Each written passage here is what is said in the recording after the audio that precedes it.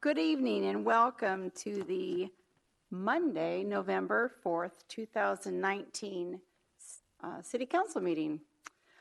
For the record, we have a quorum. Councilmember Cooper is excused. I need a motion to approve tonight's agenda. So moved. Second. All in favor say aye. Aye. Opposed? We have an agenda. We start off with two special recognitions this evening.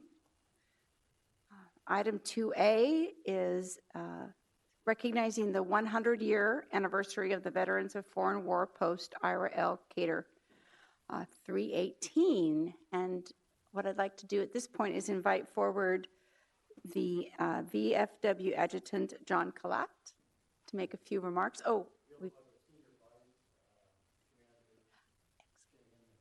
Wonderful. So if you go up to the microphone, you can introduce each other and make some comments, and then we are going to read a proclamation. Okay, my name is John Callett, the adjutant with the VFW, Post 318, and on the 8th, this Friday, we're celebrating our 100th anniversary, and our first commander, he was Neil McKay. He was the mayor of Olympia in 1961 for two consecutive tours. Well, tours, that's what we use the term. Feels like a tour sometimes. Sure. So on my lapel here, I have a Buddy Poppy, and we are offering these at locations this week.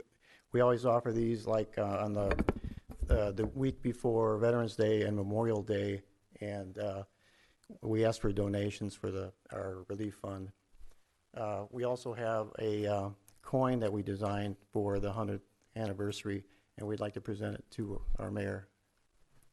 Thank you. Thank you. I think what we'll do for process is I'll read the proclamation, then I'll come down and give it to you, and then I can receive the coin. Okay. Did you want to make some remarks as well? Yeah, I'm here on behalf of our post commander. Tonight happens to be one of our meeting nights, and there's some things that she needs to discuss at that point in time. I'd like to thank you for offering us to come to the meeting, come to here and receive the proclamation. I retire in February from 30 years service in the Marine Corps. So for me, these veterans organizations were part of the reason why I joined 30 years ago.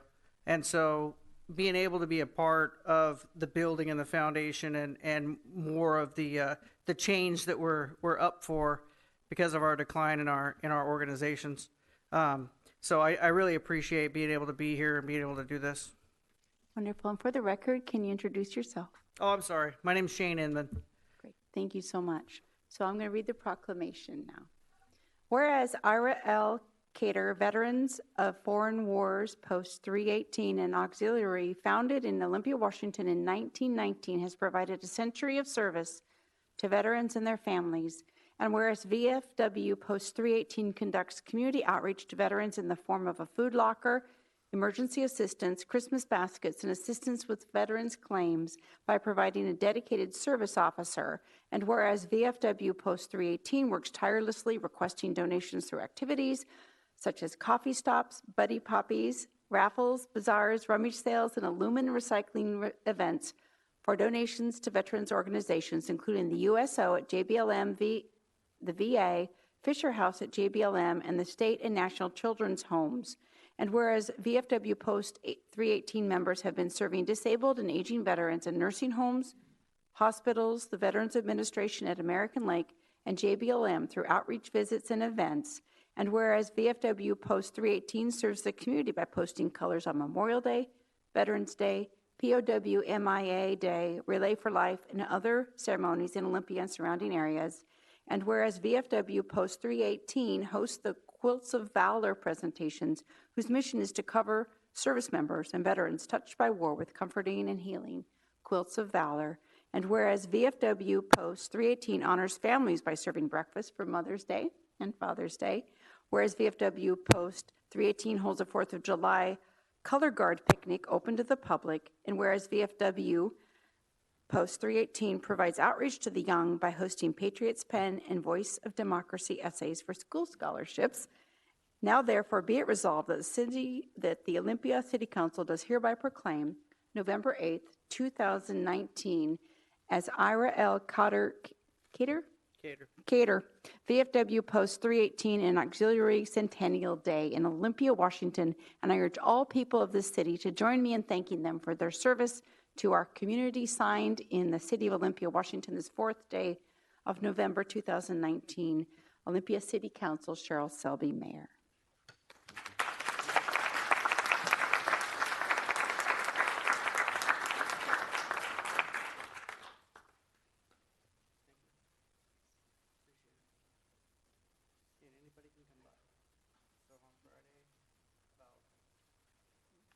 So everybody can hear. On Friday, we're going to start the festivities at about 4 o'clock, and it's open to everybody.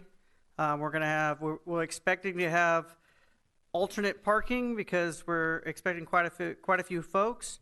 We have a couple hundred already on the RSVP list, but we will have transportation from the Sears building over to our building via limousine.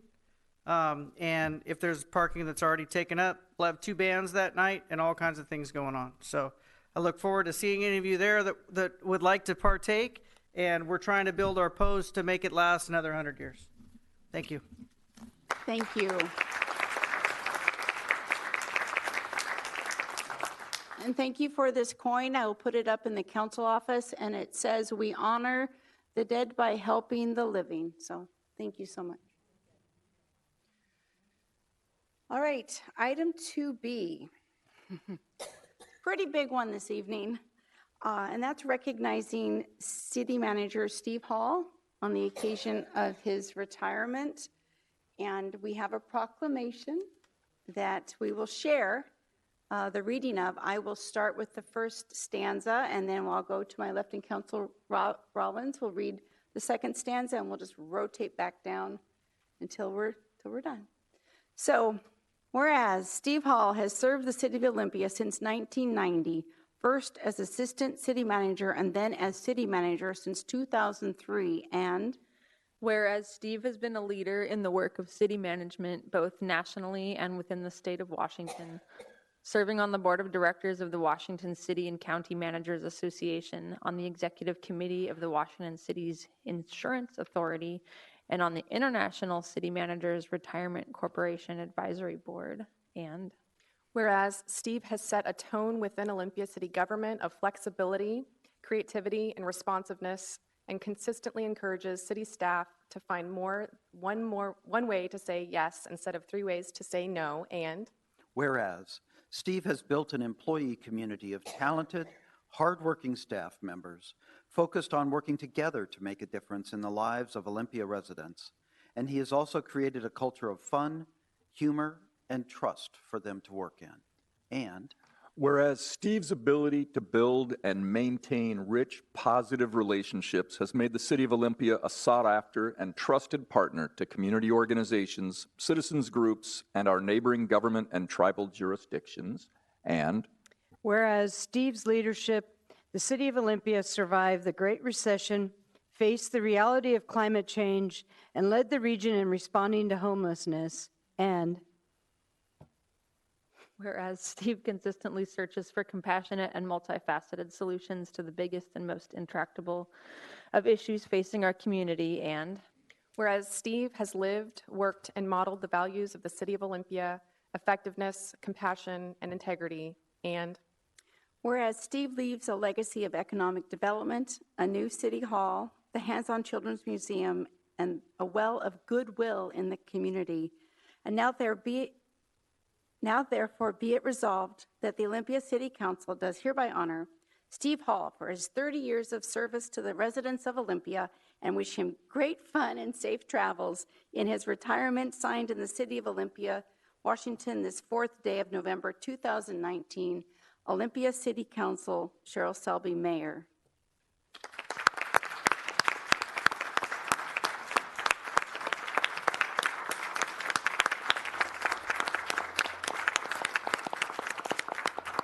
What I'd like to do, Steve, is handle comments from the dais. And then if you'd like to come up and I can hand you your proclamation, you can make some comments. Is that all right? This is unrehearsed, can you tell? All right. So any comments from the dais at this point? Right. We'll start with Councilmember Gilman. Right. The first time that I worked with Steve was in about 1994, something like that. I was during the evenings coming down to be a West Side neighborhood representative and talk about the redevelopment of West Side Center. And then on Saturdays, both of our boys were in the West Side Little baseball team that I was helping to coach. So in the few years between now and then, I've really appreciated the opportunity to work together with you for the better of Olympia, and your willingness to hear my sometimes different perspective than you were starting out with, and to grapple with those issues and decisions. And I wish you well. Thanks. Thank you. Next. All right, Councilmember Partially. I got the opportunity to say this on Friday night when we had one of our parties, but I think the room should hear this and the staff should hear this. When I sit every day at the Olympia Coffee Roasters in the morning, which I have dubbed the true break room for the City Hall, and the morning after he announced his retirement, there was many tearful city staffers. It occurred to me that, Steve, one of your biggest legacies is you've built this amazing machine that does amazing things for our city and keeps this whole city moving. That's an incredible legacy. What a great chief executive officer you've been.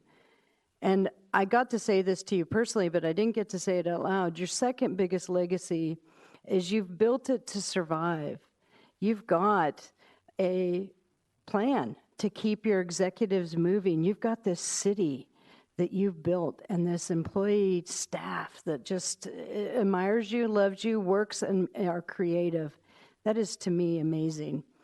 That's not to say all the things that you haven't taught me, and I'm still, like I said, drinking from the fire hose. I'm hoping they're going to turn it down at some point. Thank you. Mayor Pro Tem Bateman. Thank you, Mayor Selby. Well, this is a surreal evening. Thankfully, there are many opportunities to honor the legacy of Steve Hall. We had an informal gathering last Friday of former council members, and there's a public opportunity tomorrow in addition to today, and I'm sure that Mayor Selby will mention Wednesday. that, and the time for those of you that would like to come. First, I just have to say thank you for your decades of service to our community. Olympia is a much better place because you've been here. And it seems that the proclamation doesn't do justice. You know, we do these proclamations and we can summarize the work that you've done, but the legacy that you leave behind, your commitment, your compassion, your sheer love for our city, and the commitment that your work, how that's impacted your family, what you've had to give up, the nights, the evenings, the events, the birthdays. To summarize that in a proclamation just is not possible for us. But your legacy will live on in the people here, in our services, in our infrastructure, and our humanity. We will miss you, but we will be okay because of the work that you've done to cultivate an incredible leadership team and the service that you've provided by being an effective leader to all the people within our city. So we'll be okay. And we're going to miss you. So have a wonderful time. Please travel the United States and show us your pictures on Instagram. For those of you that don't know, he'll be traveling via bike across the United States. He's in better shape than I am. So thank you so much from our hearts to yours for your service to our community. Thank you. Councilmember Rollins, followed by Councilmember Jones. All right. I still don't really know what to say. I'm just really gonna miss you, Steve. I don't know, just being one of the newer people up here and even in the organization, because there's so much longevity here because of the kind of organization and that you've helped build. Being relatively new and one of the younger people, after just being here for 2 years, I feel so old. So I don't know, like what 30 years would do to a person, especially somebody that's been so so invested. And I don't know, just after getting the chance to get to know you in weekly meetings and such, I've seen that we certainly have, like, there's definitely differences and generational and all of that. But when it comes to values, I don't think it's quite as big of a gulf as it might appear on the outside. I think you're more of a debater than I am. I'm more, but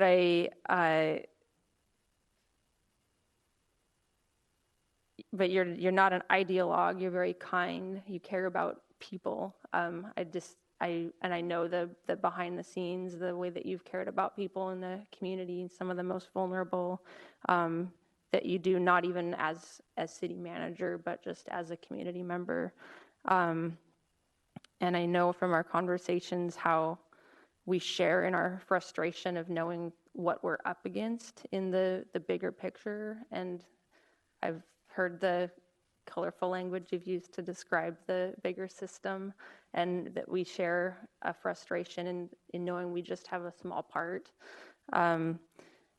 to affect change, and the frustration and knowing that there's a gap between vision and reality, and we do what we can. And this is going to be a huge shift for our organization. And but like Councilmember Bateman said, we'll be okay. Shifts are good, and I really hope it's good for you. And I know it will be, because being new again, I can still kind of remember what it was like before I was, and there's a lot of good stuff going on. There's a lot of imagination at work, and I hope that after you're done with your trips and your bike trip, and I know you'll stay involved in the community, and I would like to talk to you about some ways that we could use your help. I mean out. So thank you. I hope we can get Hawk Go sometime. Thank you. Councilmember Jones. Thank you, Mayor Selby. So, Steve, I want to just extend my personal appreciation for countless hours of consultation, discussion, debate that you and I have spent together over the years. Your service to this community has left a legacy of benefits. Olympia has repeatedly captured opportunity and delivered enviable quality of life to its people. And it's because of your skill, and mostly because of your ability to foster excellence in others. Your staff and the people of this great city appreciate what you've done for us. You've given us 30 years of dedicated commitment, and we're better for it. Thank you very much. So I'll back clean up. For our viewing audience as well, there will be another opportunity for you to come and celebrate Steve. It's this Wednesday at 5:30 right here in Council Chambers. We won't have an opportunity for everyone to speak that evening, so you can either bring a card with a note, or there'll be note cards available for you to fill out at that time as well. So I have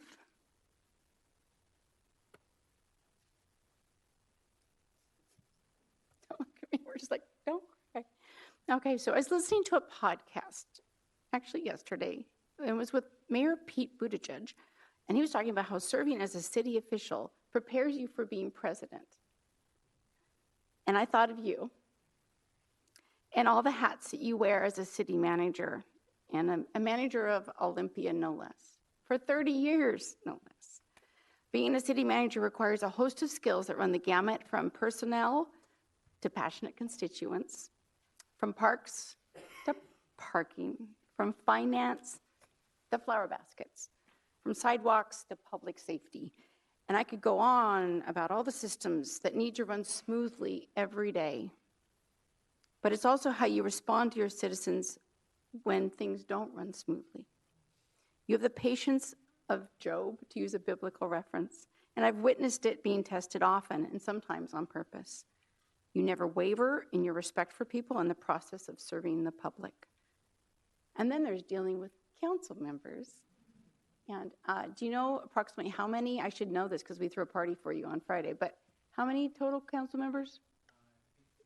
I think that was about the guest list. Yeah, so 38 of us, and we roll over in time, and so it's bringing onboarding new council members is just one of your gifts. I really believe that.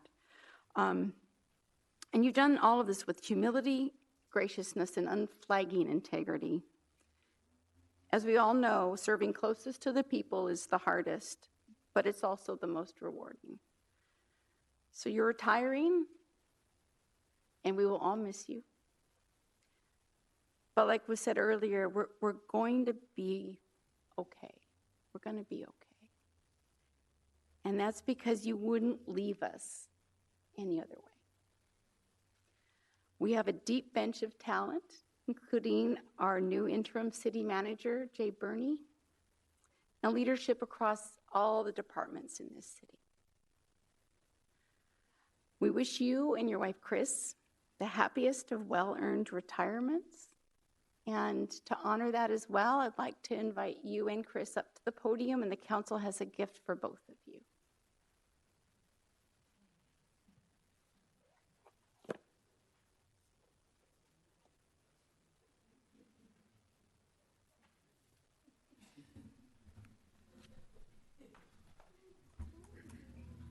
This is his outfit.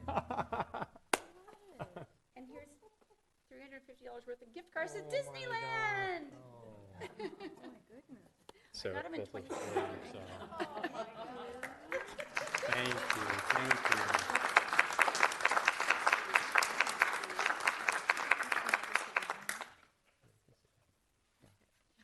Like I said, we didn't practice this. Thank you. Well, thank you. This is awesome because I promised Chris I would not ask her to come to the podium. The mayor gets a free pass. I just have to start. It's interesting that the mayor should mention local officials becoming president because, and I'm not going to be long. I'm going to be short tonight because Wednesday night's the reception. But when I was growing up in school, you had to learn to write cursive. And I hated writing cursive. I didn't like it. And I actually had to stay after class in the 3rd grade to practice my cursive. And my mom came to get me trying to figure out why I was late. And she walked in and the teacher said, she said, he's still learning to write cursive. And my mom says, yeah, he's just not catching on. And my teacher said, if this boy could learn to write cursive, he could be president of the United States. So I never learned to write cursive, so you're stuck with me. So that's how this all happened. So I'm honored by the council's proclamation. So I'm really honored to serve the same night as the VFW. My dad was a proud member of the VFW, a veteran of the Korean conflict, and he would have been really proud to share the podium and that great honor. So the VFW is 100. I'm not quite that old. I'm 30 years. That's maybe in city manager years, that's 100, but it's not quite. So I just did a little math, and I've estimated that in my career in city government, both here and in Colorado and Missouri, that I've attended about 1,500 city council meetings, and this is my last one. And I was going to acknowledge my wife, Chris, because this is her first one, and I think probably her last one.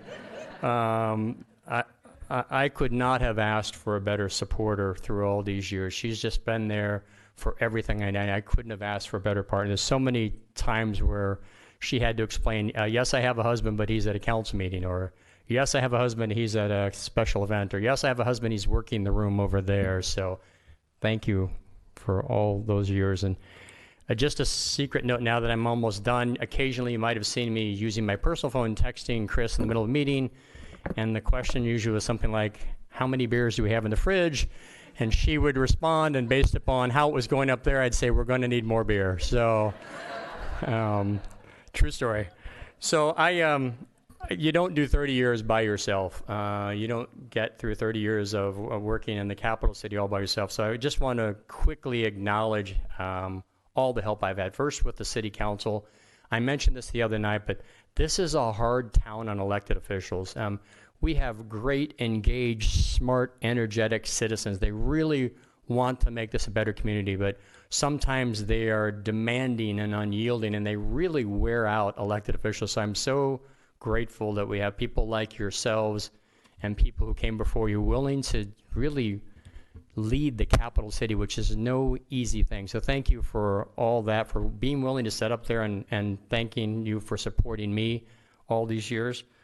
I also want to acknowledge, the other thing I want to say is that it's amazing. Every Tuesday night you hear people come to this podium over and over and over, and they say things, and sometimes that's not even our issue. It's an international issue or a national issue, but you just listen and you take it in, because sometimes you're the only set of ears people have, and so you're always gracious and kind about that.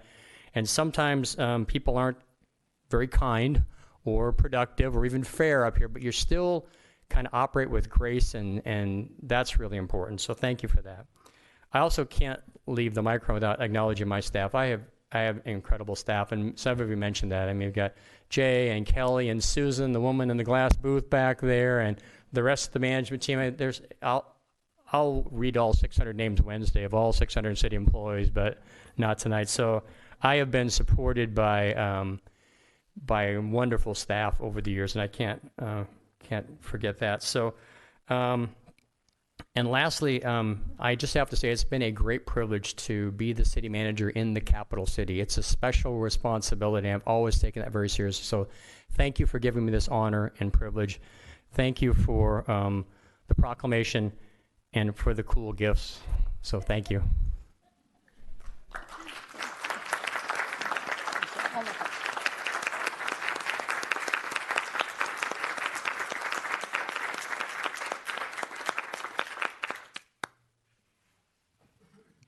You notice I gave the gift cards to Chris.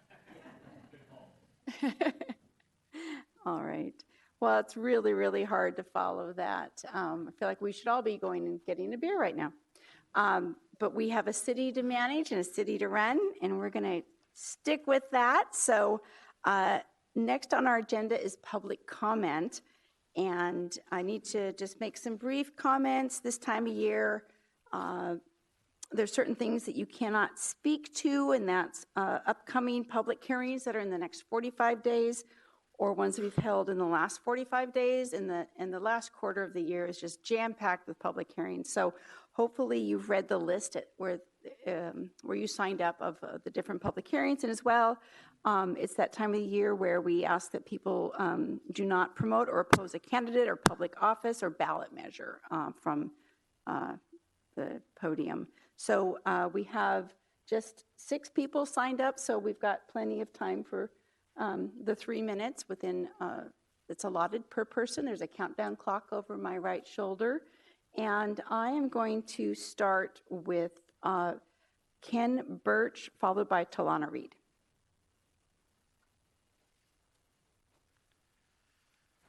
Thank you, Madam Mayor and members of the council. Last week, I observed a disturbing spectacle in this room. A large group of people spoke in support of an authoritarian, punitive approach to homelessness and the homeless, an approach which has caused little but misery wherever it's been tried. Another group, not quite as large, but still there, spoke to call on the city to do the right and decent thing and allow and agree to an external independent investigation into the killing of Yvonne McDonald and the questionable response of the Olympia Police Department when they found Yvonne. There have been repeated calls for such an external independent investigation, all of which have been ignored. In your response to public comments, Madam Mayor and Councilmember Jones, you engaged the authoritarian anti-homeless group, but you refused to acknowledge the comments calling for justice for Yvonne in any way at all. I urge the Mayor, Councilmember Jones, and all members of the council who took part in that act of silent disrespect. I exempt Councilmember Rollins, who already stands with us on this measure, and I thank her for that. There's disrespect to the survivors of Yvonne McDonald, and to not only apologize for refusing to acknowledge those speakers and the death of Yvonne that they were speaking of, but to finally do what is right. to finally agree to an external independent investigation so that justice can finally, at long last, be done for Yvonne and healing can begin for those who survive her. Thank you. Thank you. Talana Reed, followed by Izzy LeMay, followed by Gracie Stallings. Good evening. One of Yvonne McDonald's favorite songs was No Pain, No Gain by Betty Wright. The pain I felt on August 7th, 2018, when she passed after hours of fighting for her life, is still as intense, and last week's council meeting actually intensified it. I keep showing up week after week, certainly not because I enjoy being ignored or I enjoy sitting through this council's response to public comments only to remain unacknowledged and disregarded, but because I'm sure the pain Yvonne McDonald felt laying on that cold ground, naked, after being struck, bleeding, cold and hurting, while her life slowly left her body, was much worse, and the individuals responsible must be brought to justice. But how? Let's start with an external investigation. At the same time, start with addressing some of the key issues mentioned in previous meetings. Police rendering aid. Your employees leaving the scene where a person is obviously in a traumatic state. Employees not calling 911, instead calling the non-emergency dispatch number after finding someone in such a state. Protocol regarding crime scene investigation and collection of evidence. Just a few of the many issues that make citizens in this community unsafe. If I didn't think there was something that could be done by this council, I would have stopped showing up a year ago, the first time you all didn't acknowledge me and didn't answer questions posed to you. Nathaniel Jones, you responded to a supporter of Justice for Yvonne when they asked what was being done about the investigation with a new investigation has been started. However, you weren't sure if a new report was completed. By whom and when did this take place? Please inform this eager community and still grieving family. To any of you other council members, all of you, if police accountability and transparency is important to this council, then when will you have a police auditor? And lastly, Mayor Selby, why won't you meet with me? I'm a voting member of this community and I have questions for my mayor. Thank you. Thank you. Izzy LeMay, followed by Gracie Stallings, followed by Jerry Atkinson. Madam Mayor, Council, and Steve Hall. I live and work in Olympia and have lived here for as long as the city has failed to elect a police auditor, which is coming up on 10 years. As the police act with impunity, Yvonne McDonald was murdered. So, Council, when will you conduct or initiate an external investigation? Steve Hall, how do you feel about threatening a woman who is asking for justice? And what are the consequences to Yvonne's niece for speaking out for justice? Mayor Selby, have you connected with the McDonald family or scheduled a meeting with them? I mean, given that Talana is continuing to ask, it is apparent that you have not. And when will you get in touch with them? Last week, the council treated Talana and her supporters like a nuisance, completely ignored and disregarded. We witnessed the council continue to ignore the family's demands and continue to not do anything. So please do something. Call for an external investigation. Thank you. Thank you.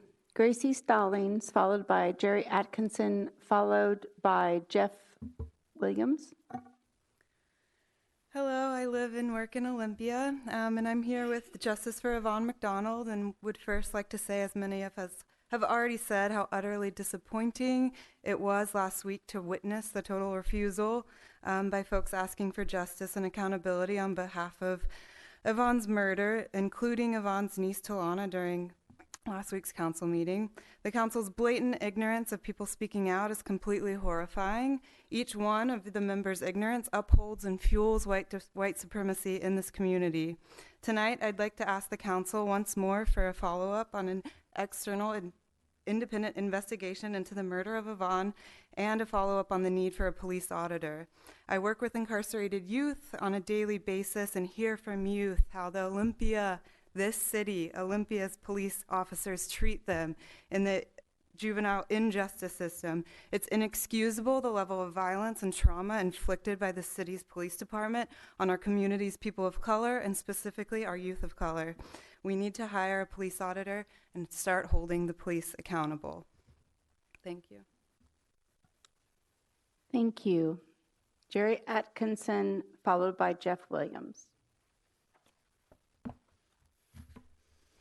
Thank you. I'm Gary Atkinson, and I live in and am the co-op president of the Friendly Village Manufactured Home Community on the west side of Olympia. We have 244 home sites there. 10 years ago, a development agreement was made between the owner of the park and the city of Olympia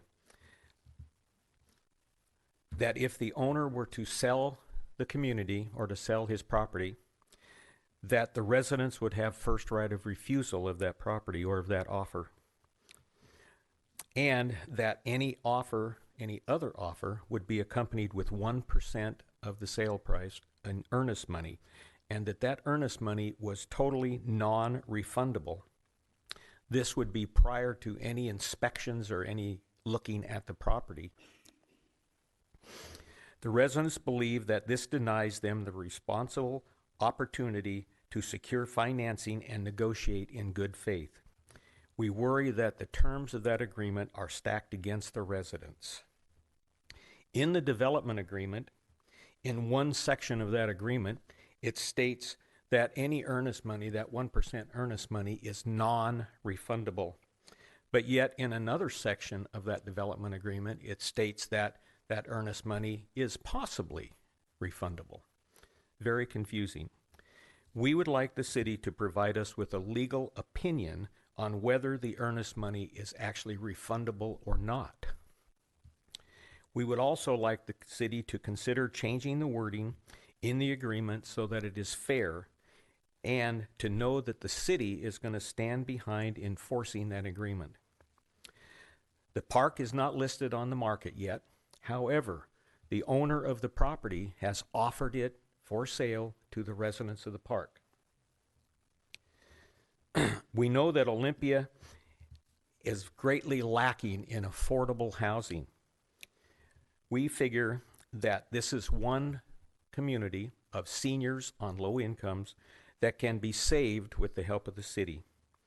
A lot of the seniors in our community are very low income. And as a resident-owned park, we feel that we would be able to maintain it as an affordable community for low-income seniors. What can the city do to support us? As you look around, you see a lot of people in the audience here with green ribbons on. These are all residents of the park, and they're here to show their support for what I'm saying and also their concern for our community and to be able to continue living there. Thank you. Thank you. Our last speaker is Jeff Williams. Good evening. My name is Jeff Williams, and I retired to Friendly Village 3 years ago to be near family. And I think the only thing I wanted to say is I've been in this situation before. Back in the 80s, when I decided to go back to school to get my degree, I ended up going to Sonoma State University, and there was a small, not mobile home park, but trailer park that was built in a vacant lot across the street, because when they built the university, it was out in the middle of nowhere, and there was absolutely zero housing anywhere. People were living in tents across the street from the school. So somebody came along, bought a piece of property, and it was pretty lax. Some of the places were kind of funky, but it was a nice, quiet, safe place to go, and they didn't kick you out after you graduated, which I did. And so I stayed there for years, and it was a really nice community. I mean, how many trailer parks would invite the owner for his 85th birthday, which we did. Soon after that, because of his failing health, he put it up for sale, we didn't realize that there were organizations out there that would help us buy it. And it sold. And the next month, my rent went from $230 a month to $390 a month. It devastated the place. People were thrown out. People said, oh, your trailers aren't up to code. All sorts of things that were kind of looked over because it was low-cost housing. I don't mean the place was dumpy, but it probably wouldn't meet super strict city or county. But they looked the other way because it was an import. It was 150 units in there. And the city considered that to be part of their low-cost housing, which it was. But we're in a situation now that this could happen here. And there are a lot of people in the trailer park that could not afford other housing, which means you're just going to increase your homeless problem. And so as this comes up in the near future here, I hope that you can seriously think about, because we already, as we all know, we already have a serious homeless problem in this city, county, and country. Thank you. Thank you. That concludes public comment. Any comments from the dais? Mayor Pro Tem Bateman? Thank you, Mayor Selby. Excuse me.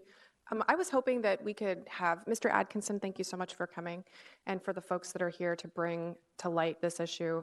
We know we're very, very familiar with our affordable housing crisis. We also know that by 2030, we're going to have more seniors that are baby boomers than we are going to have folks 18 and under. So folks on a fixed income is something that we're very, very concerned about. Because we are a signer to this land use agreement, I'm hoping that Interim City Manager Jay Burney can meet with Mr. Atkinson just to go over our process and our perspective in this development land use agreement. It's not something that we see every day up here, and this was an agreement that was signed onto many years ago, so none of us were here, but it would be great if you could meet with Mr. Atkinson. Okay, great, thank you. Thank you. Anyone else? Councilmember Gilman. So I appreciate all of the comment this evening, and I'm not a lawyer, so I know that cooperative ownership of your community would be better for everybody in the community. It would essentially, it could lock in affordable rents. So that's a great value. And the specific questions about whether we might have our staff provide a legal opinion on the refundable or not refundable earnest money, or about whether the city might modify the agreement, I think we're going to have to defer to our staff who understand those subtleties. But if there are times and places where you need supporters and allies to stand up, I think this is a good place to come look, and I appreciate your coming together in numbers. And for the Yvonne McDonald comments this evening, for me, the act of silence is because we've each taken turns over many months of commenting, and I think it's because you're dissatisfied that we haven't changed an action. I mean, that's right. That's at this point, I feel like it's a great disrespect each time I hear murder or I hear specific staff people accused of something based on some kind of speculation. I find that very offensive. And so if we have new information that comes to us, if you bring us new information or somebody else does, then there'll be a reason to do additional investigation. But speculating on who in the city staff might have done what is not something that I think it's appropriate for us to take action on. So I also find it very disrespectful, your comments that you've been bringing to us. Thank you. Councilmember Rollins? I just want to appreciate the commenters who came out tonight, and to Lana and supporters. I see that this hurts, and I see that it hurts for you when you're here.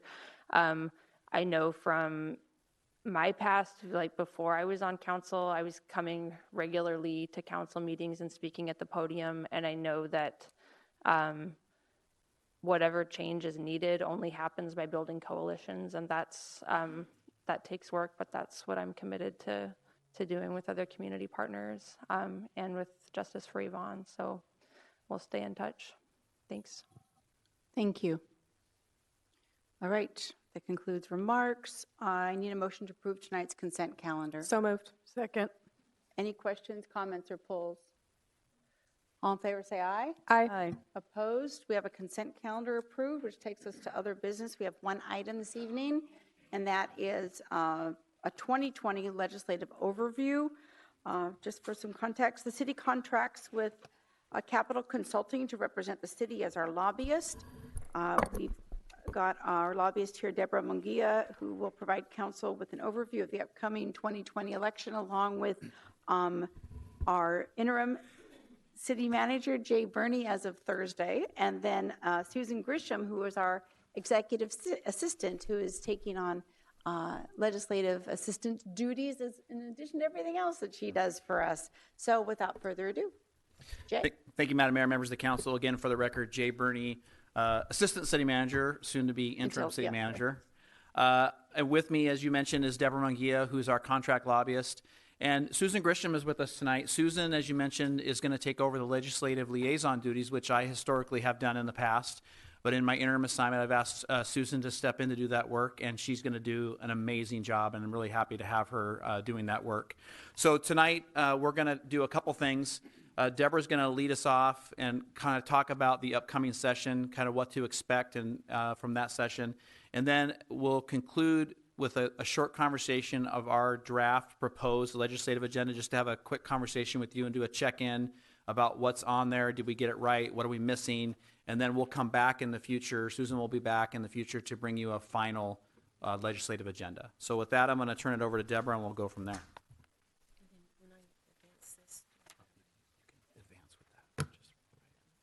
Thank you. Hello, everyone. As Jay said, I'm Deborah Munguia, and I am your contract lobbyist and legislative advocate.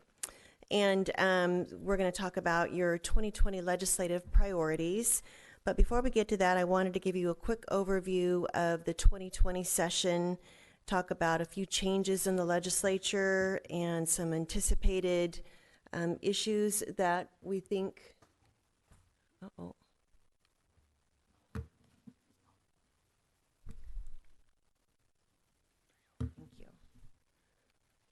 Talk about some of the anticipated key legislative issues. Then we'll have a discussion about your legislative agenda, and then we'll talk about next steps. So for the 2020 session, it's the second fiscal year of the biennium, so it will be the short session. Earlier this year was the long session.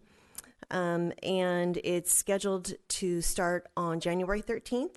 And it should end on March 12th. And I do believe that it will end right about on time, because 2020 is a big year for elections, and so they've got a lot of things that they need to do.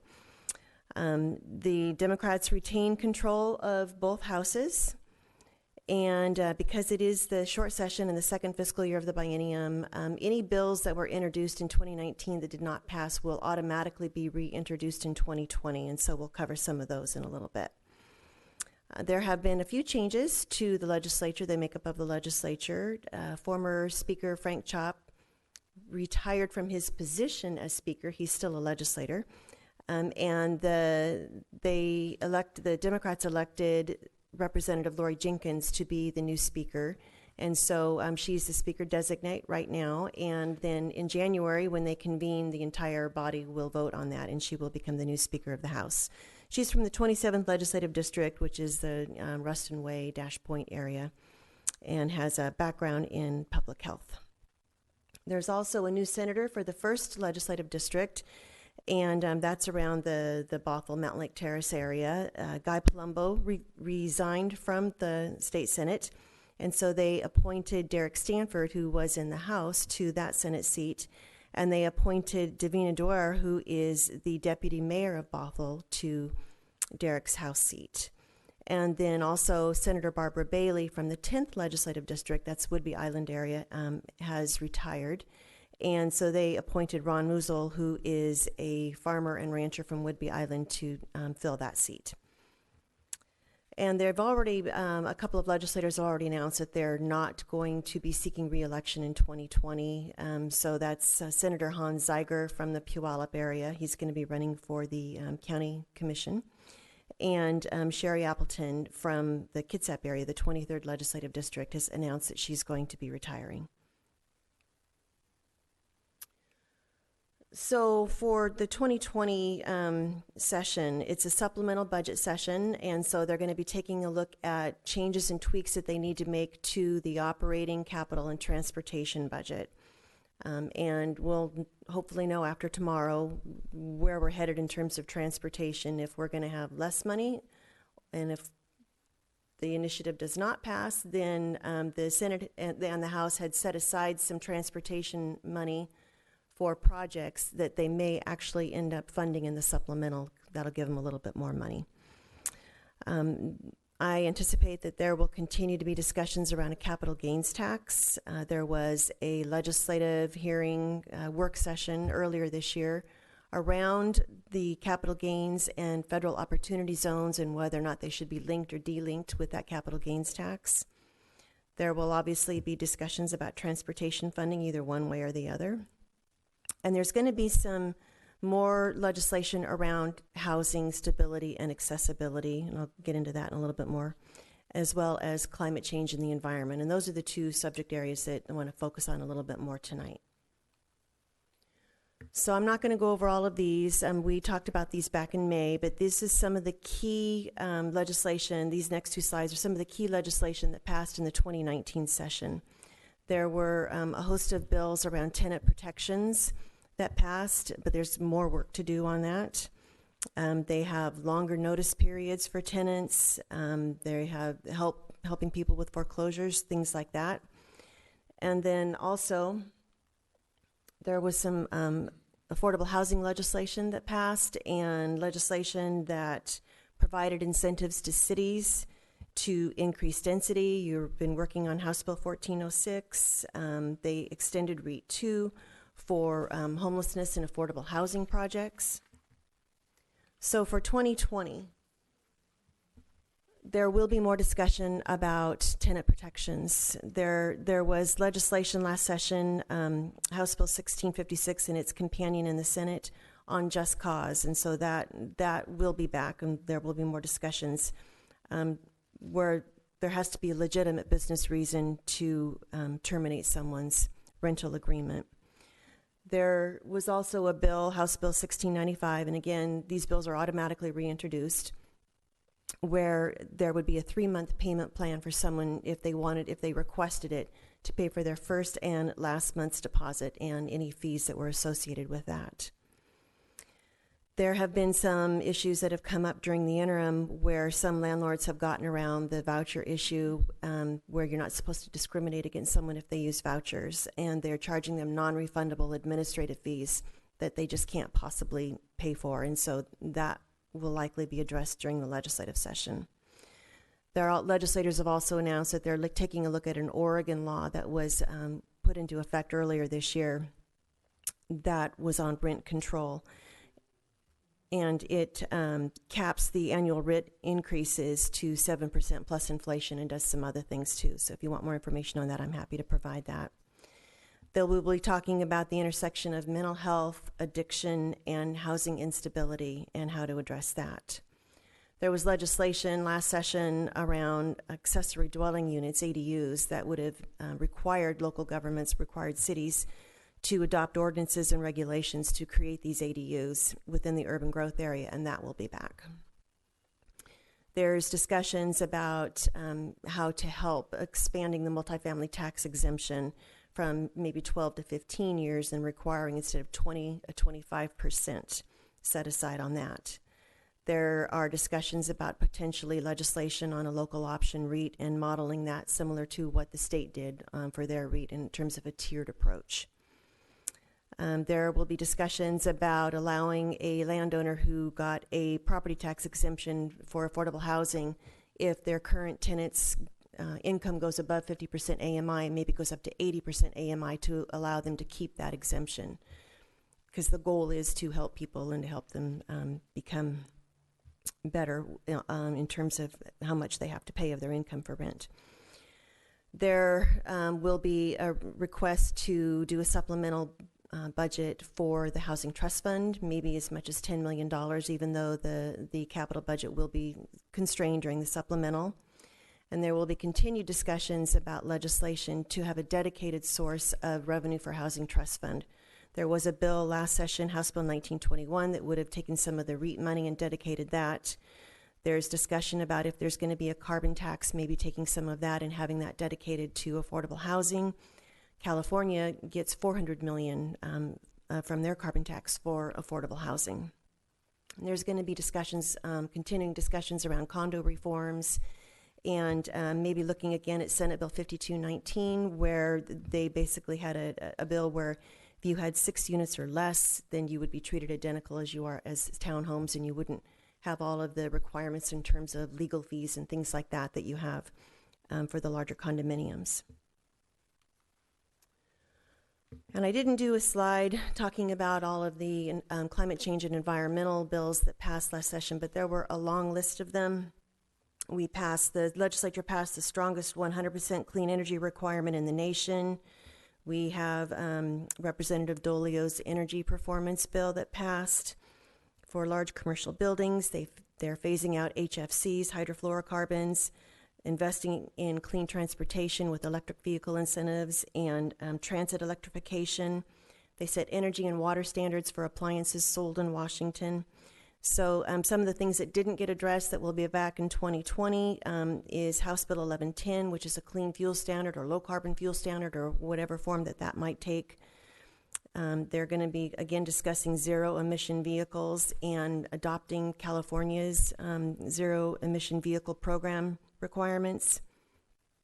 And then the plastic bag ban, Senate Bill 5323, will be back also next session.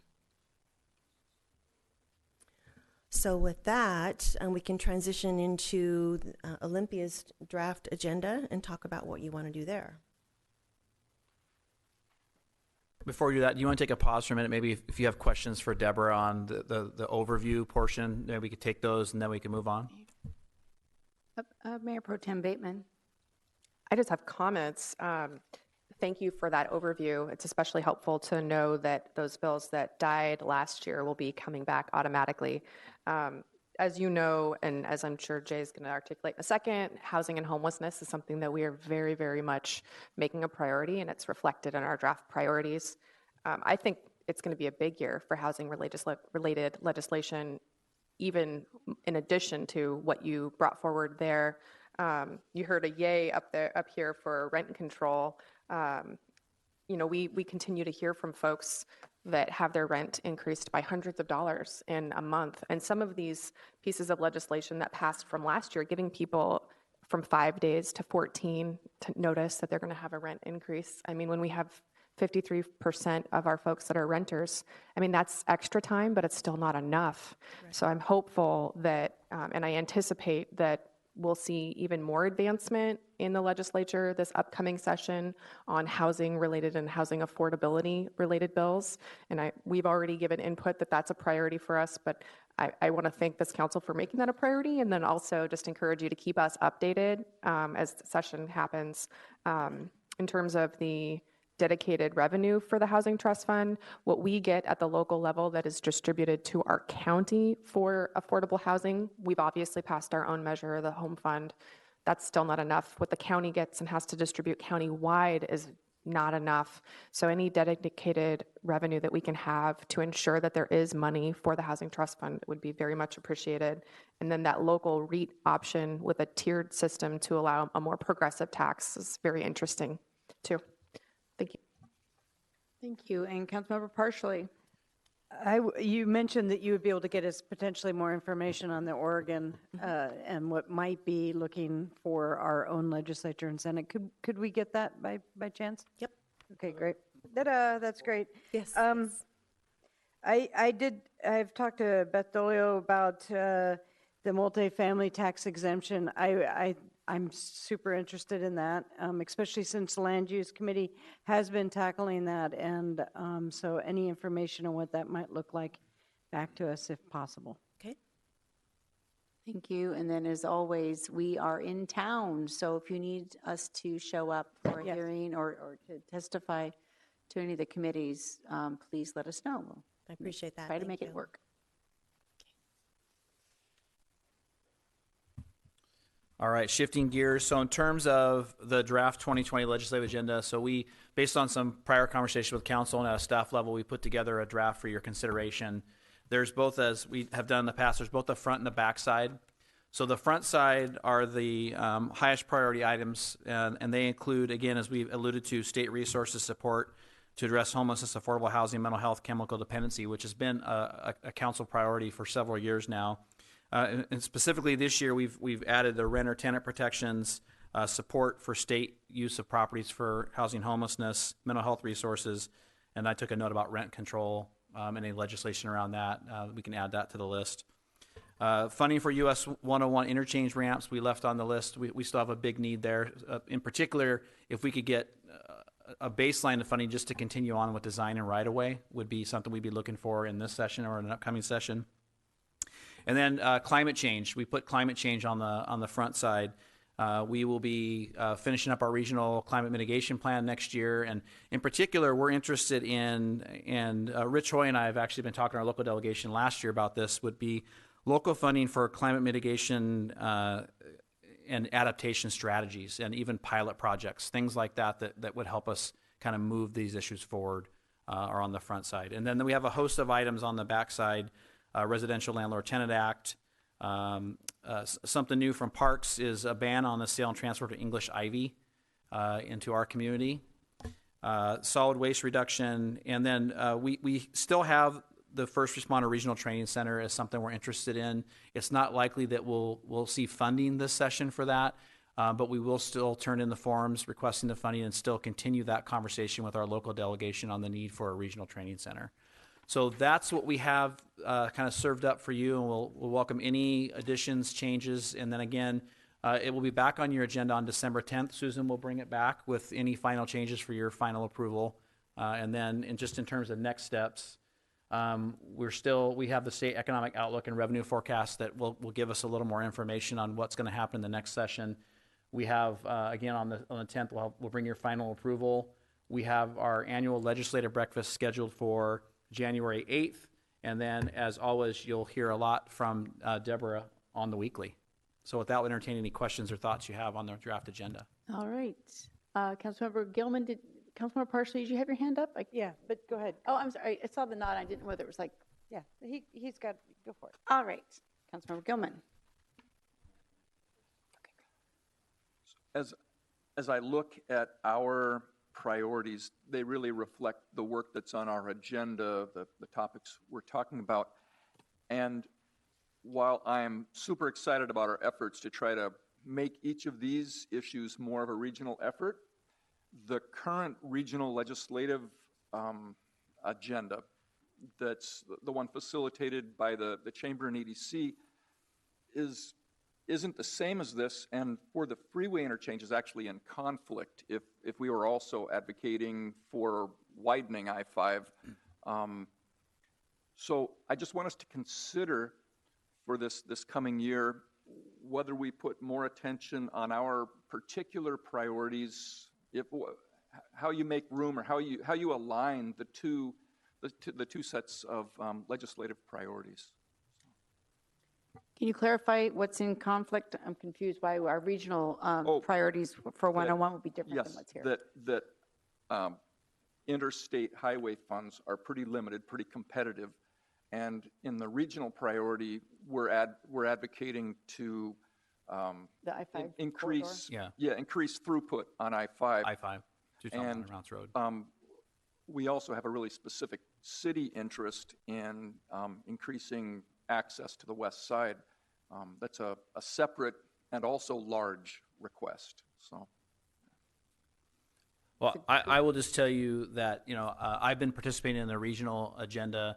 I've spoken up pretty verbally on where our needs are going to be around US 101 interchange ramps, and that, we respect that the other jurisdictions have some other needs. And so the way that agenda usually works is we try to come up with the things that we all share a common interest, but we all realize that we're all going to have our independent needs that we're going to have, whether they be transportation or otherwise, and the expectation is we will be both speaking to the regional, but really our lobbying efforts with Deborah and others are going to be towards our specific priorities. So, and if I may, what I want to make clear is, like when we had last year's legislative breakfast, I heard from our legislators how pleased they were that we had stripped it down to 3 requests that all the cities and the college and the business organizations all agreed on. So we have limited time and energy ourselves, and they have limited bandwidth to hear from us. So I just want us to consider how we divide up that capital that we have and that time we have for their ears. So. Thank you. That's good feedback. Hopefully it's a yes and, not an either or. Mm-hmm. But noted, yeah. It's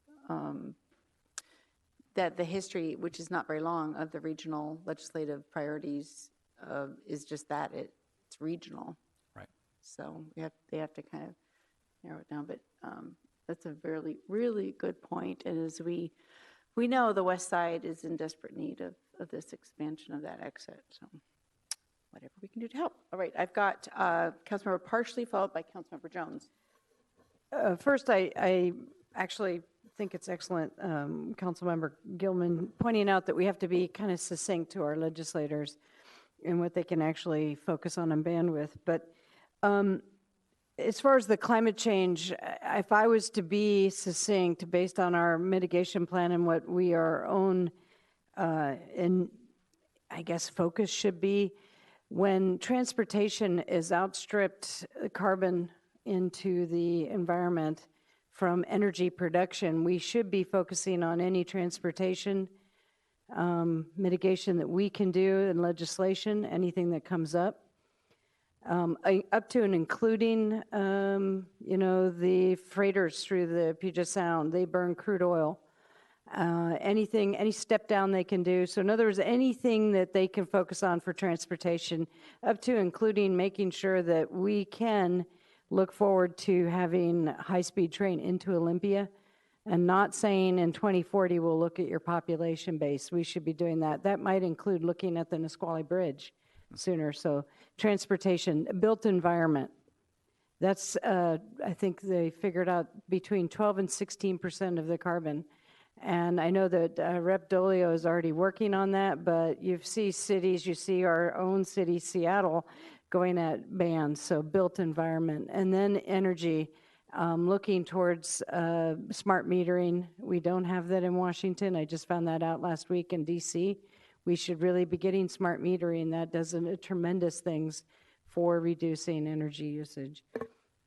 So that's kind of where I'm at. And then lastly, I'm going to second what Rich Hoy said. We need revenue streams for local jurisdictions because we can't be the only ones coming up with adaptation mitigation plans, sea level rise, and we're going to need a staff member eventually that's going to be their bailiwick and maybe even at an executive level. So we need revenue streams for our climate actions at all local jurisdictions. Thank you. Councilmember Jones, followed by Councilmember Rollins. Thank you, Mayor Selby. I can't start without first going back and thanking Deborah for your presentation. Nicely done. Thank you for the update. A couple things that have been discussed from this dais that I don't see here. In particular, a discussion about the 1% cap on ad valorem. And I understand that that may be taken up at the regional level, and we may not want to clutter, if you will, this with that issue, but I believe that's an issue that's very important to this community. So I personally would like to see it here. Perhaps we need some discussion, I'm not sure. But it certainly is contributing to our concerns here. The other one, and this may be just a formatting concern, but I see the top priority has to do with a long list of homelessness, affordable housing, mental health, and chemical dependency. When I turn to the backside, I see affordable housing showing up under tenant landlord protections. So it may be formatting, I'm not certain, but it looks about a little bit of duplication, and yet at the same time, I don't see chemical dependency showing up in a sub-bullet.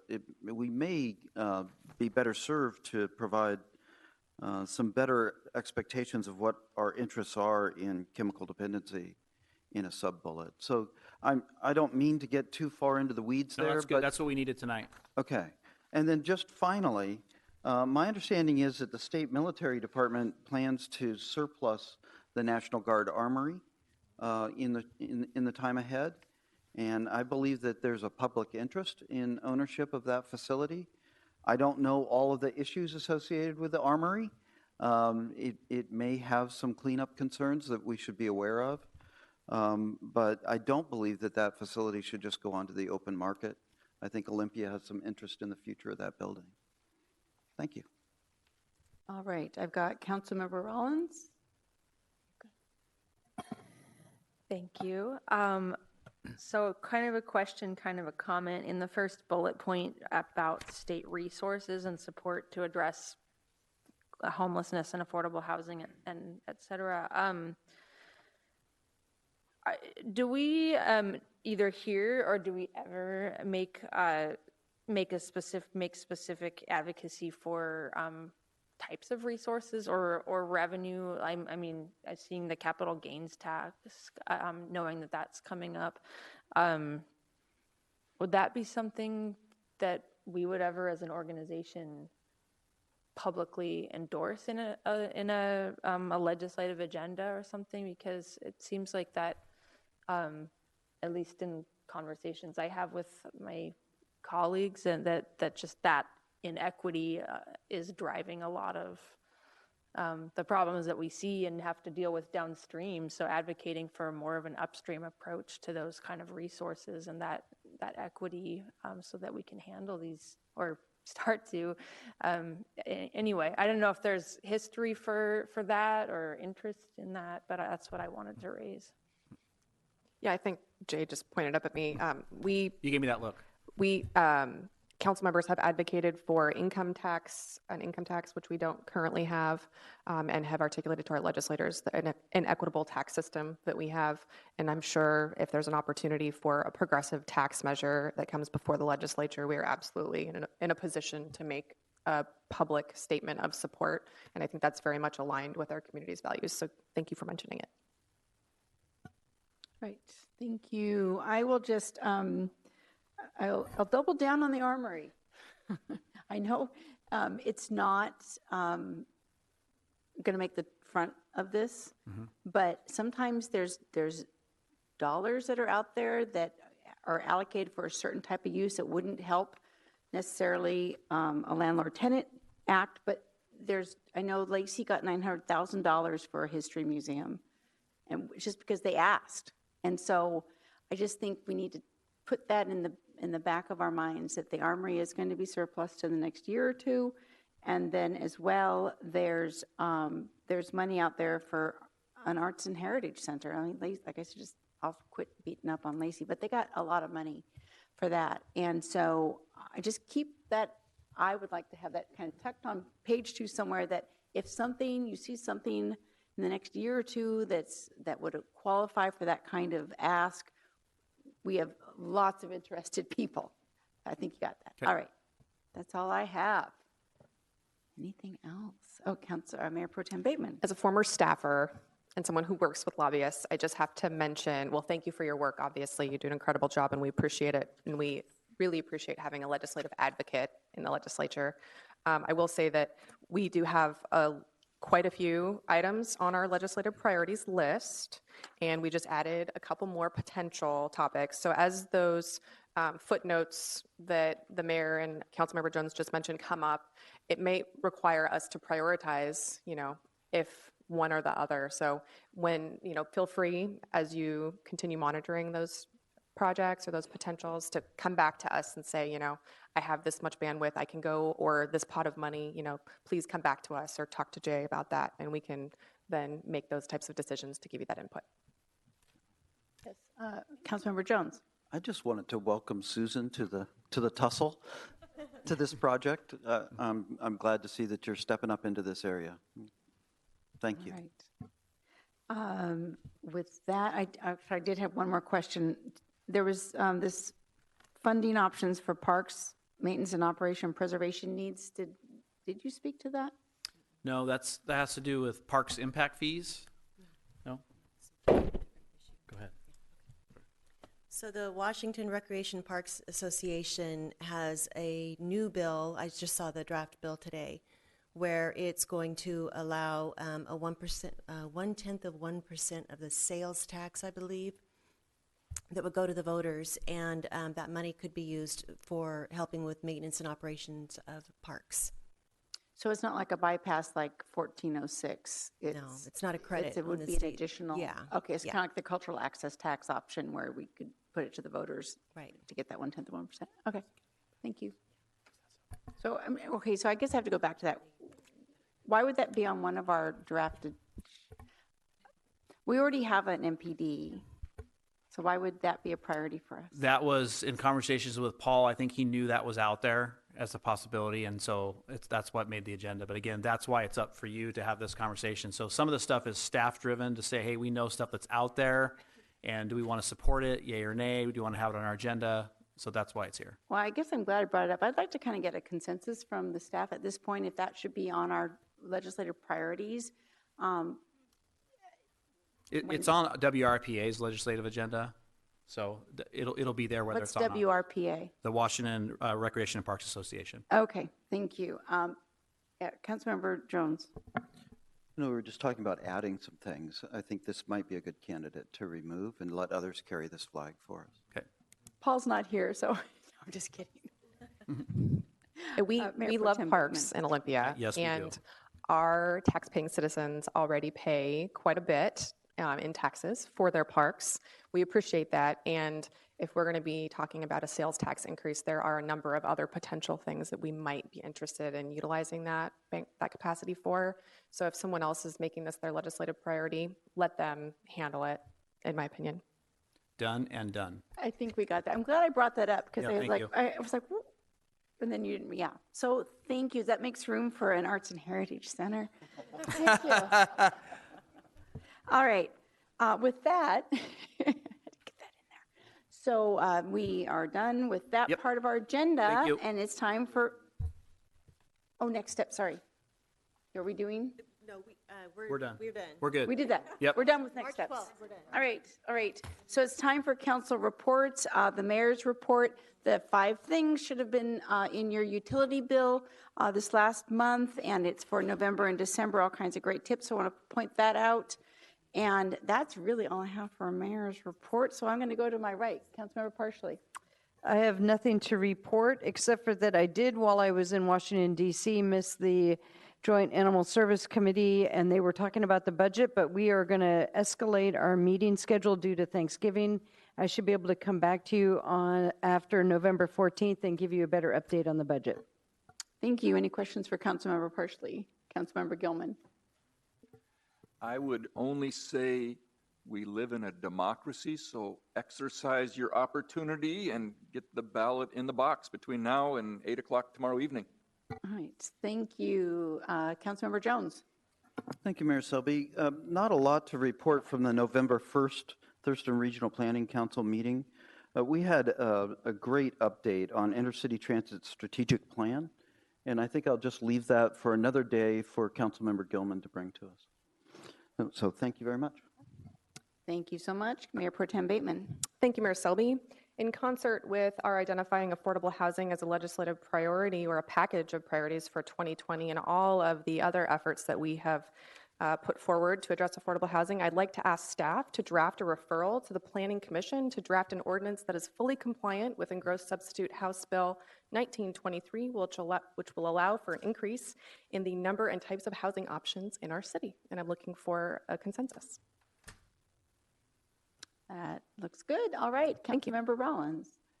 Thank you. Just one item to report. The Community Investment Partnership met today up at the courthouse, and we heard from members of the HAT, the Housing Action Team, just a bit about how the housing pipeline, the funding pipeline came to be and how it works, and some of the changes they're considering, for example, and that we're putting input on. For example, one of the requirements for receiving funding from the county to do affordable housing is that you've completed an affordable housing project in Thurston County from sometime after 2011. And then there's questions, well, why can't we let people that do affordable housing projects in Spokane that want to do one here? So this little bits of changes perhaps coming to encourage more affordable housing partners and production in our community. Thank you. Any questions for Councilmember Rollins? All right. Oh, Mayor Pro Tem Bateman. Thank you. Thank you very much for your report on that discussion. I would just add my 2 cents that considering Thurston County is on the smaller side with less development than some other areas, I would think that we would be open to having developers of affordable housing. I've heard of some really great ones like inland from Spokane that are really well equipped to do permanent supportive housing. So I guess I'm surprised that we would limit ourselves. I wasn't aware of that actually. So yeah. I guess there were reasons as far as convening people to create the pipeline back in the day. It was different, but I don't think there will be much resistance nowadays. Was there also a discussion about vulnerability or different types of housing being prioritized, like housing that would assist individuals that are literally unhoused versus like affordable housing or anything? It came up briefly, not a whole lot of real discussion, but hopefully at our December meeting, we're going to learn more about the vulnerability system as well as just kind of what is meant by historically marginalized communities and why Commerce, for example, has this emphasis for the 5-year plans now. Yeah. Okay. Thank you. Mm-hmm. Thank you. All right. With that, there's no further business before the Olympia City Council. Oh, City Manager, I was right. It's my last chance. It's your last chance. I was like going to do After 1,500 city council meetings and about 700 of those as city manager, I thought really carefully about what message do I want to send in my very last city manager's report. And it's actually really easy. And I wrote it down, and I'll keep saying it as long as I'm here and beyond. And that is, thank you, Olympia. So. Oh, look at that. I hope they were able to get that on camera. Are there any questions for the city manager? So just our unending gratitude, really. And so back at you, thank you, Steve Hall. And there's just no words. I just will close that we are having one more opportunity to come and love on Steve Hall. That's Wednesday, 5:30 p.m. here in Council Chambers. So with no further business before the Olympia City Council, we are adjourned.